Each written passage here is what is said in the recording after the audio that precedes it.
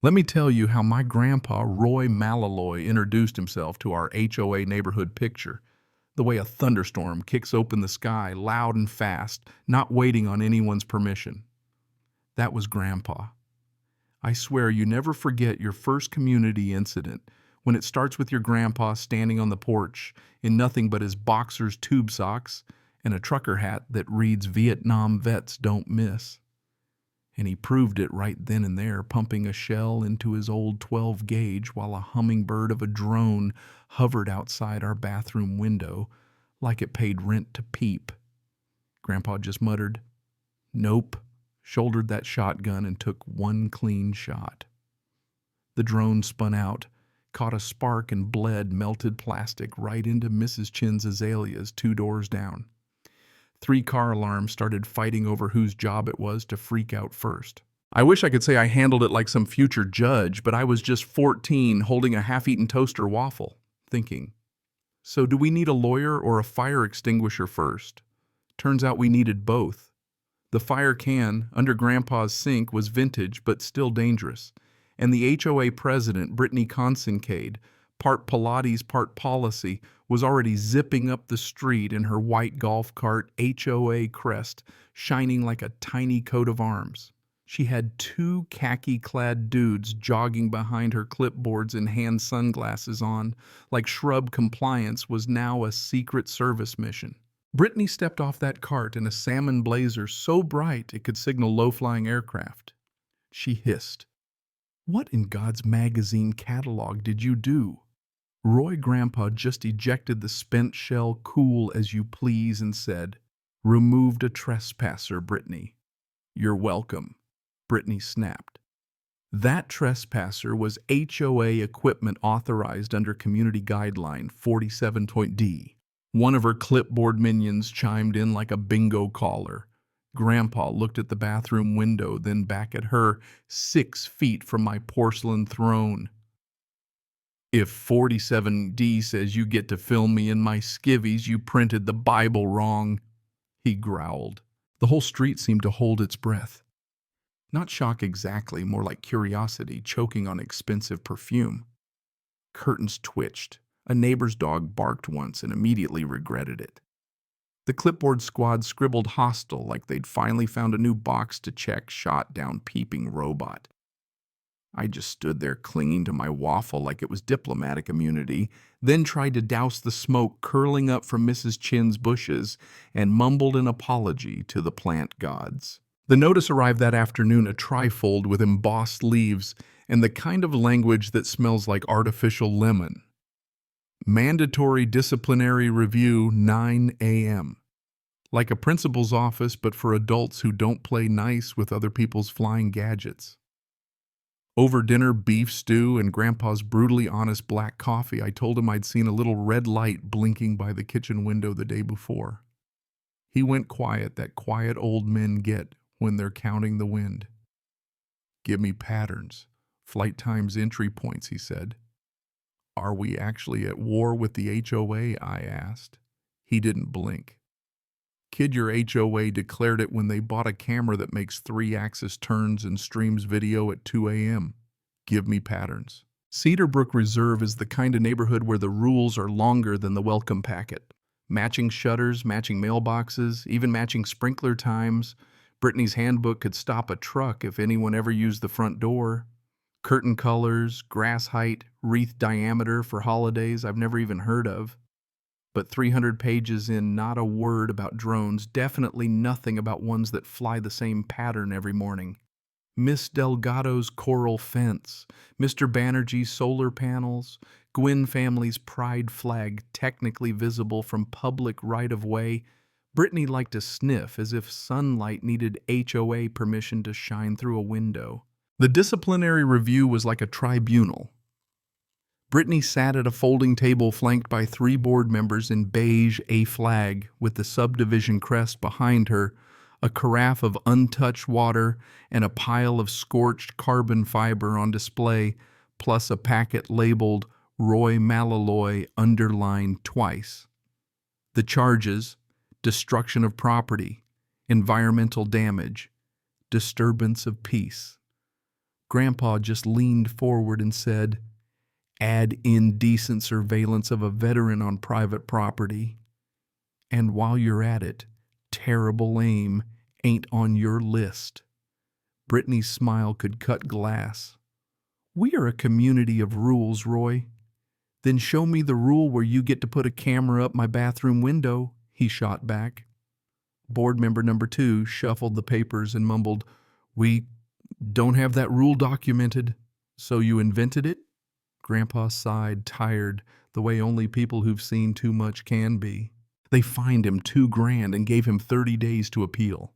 He laughed so hard he coughed, then swore he'd never pay them more than a nickel washer. Honestly, I might have let it go if the drone was just some kid's toy. But it wasn't. When Brittany's henchmen weren't looking, I pocketed a shard of the casing. In Grandpa's garage, I wiped off the grease and found a serial number almost invisible. I snapped a picture and sent it to a drone forum where people argue about antenna ranges and call each other captain. The reply came back quick, not a consumer serial. Modified military surplus. Facial recognition firmware. Very illegal in private hands. I called Chloe my best friend, who once reprogrammed the school's bathroom signs to read VIP lounge. She took one look and said, "That's not from Best Buy. That's surveillance lab stuff. What's your HOA running a Big Brother pilot?" Or maybe I thought someone's using our HOA as a cover. Funny thing about secrets, once you spot one, you start seeing them everywhere. I noticed the HOA office bolted onto the community pool. Beige stucco and glass, just like every soulless office park in America. But if you stand by the maintenance door at sunset, you can see the edge of a room filled with glowing screens, like an aquarium full of electric fish.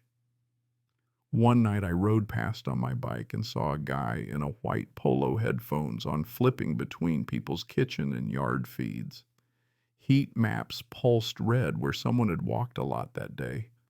I took one quick photo and pedaled home like my pedals knew something I didn't. Grandpa studied the picture under the harsh garage light, his fingernail blackened by 50 years of engine oil. "Ain't no lawn needs thermal," he grunted. "They're not just nitpicking, they're cataloging." That night our team came together. Ms. Delgado brought binoculars in her knitting bag. Mr. O'Donnell, a retired magician whose rabbits know more about home equity than most lawyers, offered smoke pellets and an alibi. Chloe rolled up with a laptop and that optimism only coders have. We called ourselves the Front Porch Watch, less militia, more neighbors deciding to be neighbors again. Our first plan, catch the HOA in the act. Test the cameras, learn the blind spots like you learn the squeaks of your own floorboards.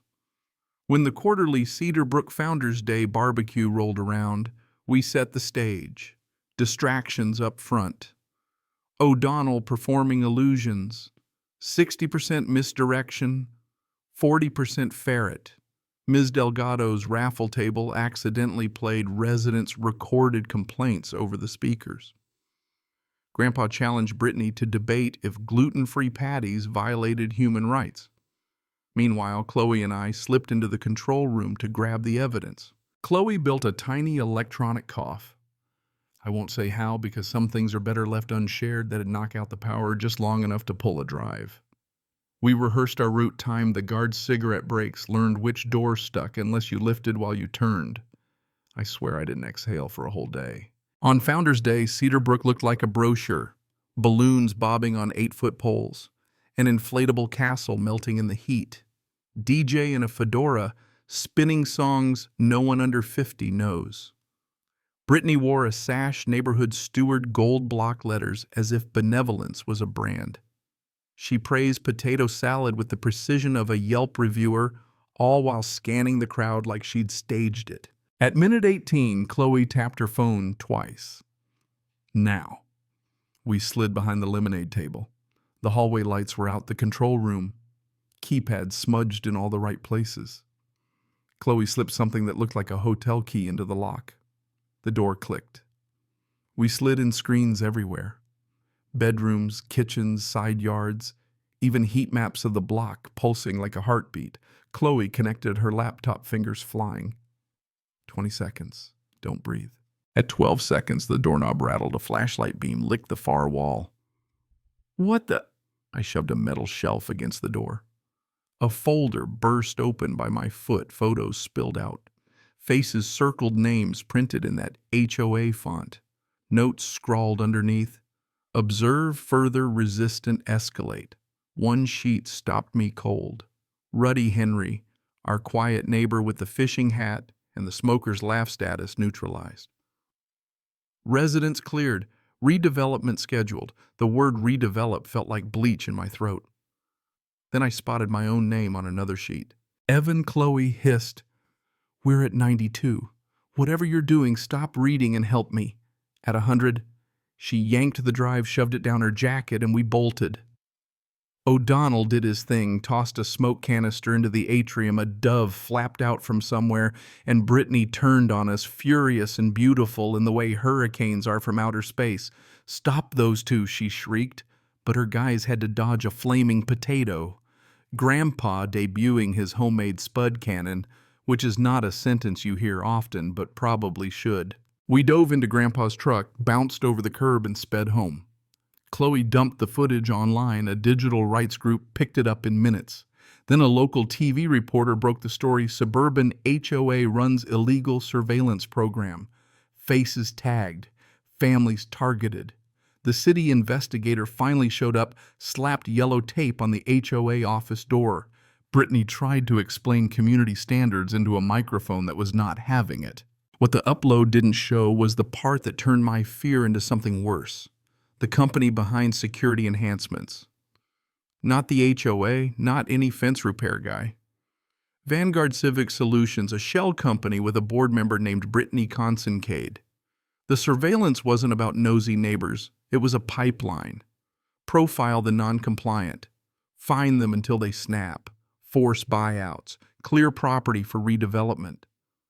Mr. Ruddy didn't retire to Florida. He was erased like chalk after rain. When the city marshals cuffed Brittany, nothing dramatic, just a firm hand and a warrant, she couldn't smile her way out of it. Cedarbrook blinked for the first time in a year. Folks stepped onto their porches like a spell had been broken. Ms. Delgado hugged Chloe so hard her glasses squeaked. Gwen family brought over egg rolls like a peace treaty. O'Donnell did a magic trick for a kid that didn't end in a 911 call.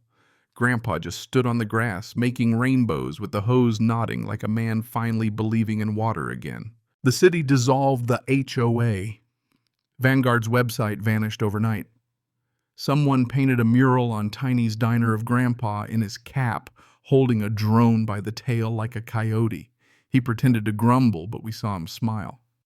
That weekend we had a bonfire because that's what you do when something big breaks loose in America. You gather, talk it out, try to figure out how to tell the story next time. Our front porch watch brought casseroles, fireworks, a borrowed guitar. Nobody talked about heroes or villains. We talked about how easy it is for a few confident folks with clipboards to convince a whole street that fear equals safety. How paperwork can erase people like Mr. Ruddy. How a camera only feels harmless to the one holding the remote. I asked Grandpa, "You think they'll come back?" He said, "Not with clipboards, not this time, but they'll come back with, 'We just want to help.' Pilot programs, temporary, all that." And you know what? We launched a channel a few weeks later, Privacy Patrol, with Chloe breaking down the tech and Grandpa tossing out one-liners like gravel. Our first video, how our HOA built a spy room, hit 100,000 views by dinner. Hundreds of people commented, sharing their own HOA horror stories, their battles with retail village enforcers, the time a property manager threatened to tow a nurse's car during a night shift. Some folks called Grandpa a legend. He pretended not to notice, but I caught him watching the video twice, asking if the camera adds 10 pounds to dignity. We still get the occasional drone, but it's just kids now testing out Christmas gifts or real estate agents trying to make a roofline look like a dream. One night I saw a little red blink above the old HOA roof and my heart jumped. Grandpa reached for his shotgun, but I stopped him. "It's mine." I forgot the return to home setting. He stared at me, then at the drone, then back. Write your name on that thing, he said, finally smiling for real. Or I'll introduce it to birdshot next time. Cedarbrook's different now. The lawns are a little wild, I recommend it. The fences are more honest. The porch lights stay on because people actually sit under them. The old HOA crest is gone, replaced by hand-painted signs. Welcome to Cedarbrook. Bring yourself. Leave the clipboard. Neighbors wave like they mean it, not like they're judging you. The mailman cracks jokes. Miss Delgado's fence glows in the sunset. Gwen's flag is just a flag again, which is all any symbol really wants. I still think about Mr. Ruddy about that file that called him neutralized in a font no human should ever see. There's still an investigation, and we keep pushing because you don't fix something this deep with just a headline and a mural. You fix it with neighbors remembering who their neighbors are. So that's my story, not because shooting a drone's always the answer, but because the line got crossed at our bathroom window and we decided to step back and plant our feet stubborn as ever. That old American habit. Who says why show me the rule in writing? If someone on your block's wearing a badge, they printed themselves. If community standards start to feel like a club, if your porch feels like a stage and your window like a lens, I hope this gives you the push to ask for proof. Then ask again. So where do you draw the line? Is a drone about safety or just the oldest urge watching calling it care? Ever had an HOA bend the rules until they snapped? What'd you do or wish you had? Drop your story below, argue it out. Tell me if Grandpa went too far or not far enough. Neighborhoods get better when we argue out loud instead of whispering behind closed blinds. If this hit a nerve, share it with a friend fighting a clipboard and hit subscribe so you don't miss the next chapter where Chloe shows you how to spot a safety program that's really just surveillance with a manicure. Until then, keep your porch light warm, keep your questions sharp, and remember, order isn't peace if you had to surrender to get it.